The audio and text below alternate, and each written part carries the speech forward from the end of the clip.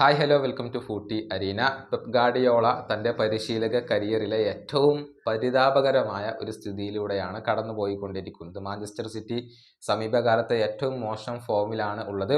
അവസാനമായി കളിച്ച 10 മത്സരങ്ങളിൽ കേവലം ഒരെണ്ണത്തിൽ മാത്രമാണ് അവർക്ക് വിജയിക്കാൻ കഴിഞ്ഞിട്ടുള്ളത്. 7 മത്സരങ്ങളിലും മാഞ്ചസ്റ്റർ സിറ്റി പരാജയപ്പെടുകയാണ് ചെയ്തിട്ടുള്ളത്. ഏറ്റവും ഒടുവിൽ യുവന്റസിനോട് അവർ പരാജയപ്പെട്ടിരുന്നു. വലിയ കിരീട സാധ്യതകൾ ഒന്നും തന്നെ ഈ സീസണിൽ ഇപ്പോൾ മാഞ്ചസ്റ്റർ സിറ്റിക്ക് കൽപ്പിക്കപ്പെടുന്നില്ല.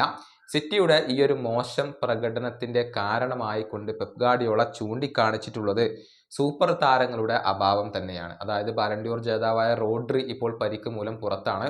അതുപോലെ തന്നെ ഫോഡന് അവർക്ക് ലഭ്യമല്ല. ഇതൊക്കെയാണ് തങ്ങളുടെ മോശം പ്രകടനത്തിന് കാരണം എന്നാണ് പെപ്പ് പറഞ്ഞിട്ടുള്ളത്. അദ്ദേഹത്തിന്റെ വാക്കുകൾ ഇങ്ങനെയാണ്: ലോകത്തെ ഏറ്റവും മികച്ച താരമായ ബാലൻഡിയോർ ജേതാവായ റോഡ്രി ഇല്ലാതെയാണ് ഞങ്ങൾ ഈ സീസൺ കളിക്കുന്നത്.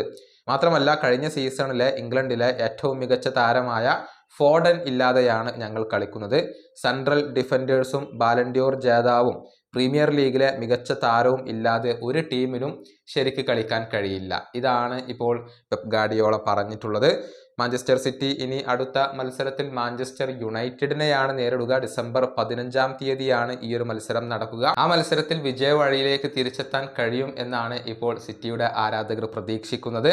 നിലവിൽ പ്രീമിയർ ലീഗിൽ 4-ാം സ്ഥാനത്താണ് സിറ്റി ഉള്ളത്. 15 മത്സരങ്ങളിൽ നിന്ന് 8 വിജയങ്ങളാണ് അവർ നേടിയിട്ടുള്ളത്. 27 പോയിന്റാണ് അവർക്കിപ്പോൾ ഉള്ളത്. ഈ വീഡിയോയുടെ അവസാനിപ്പിക്കുന്നു. അടുത്ത വീഡിയോയുമായി വീണ്ടും കാണാം.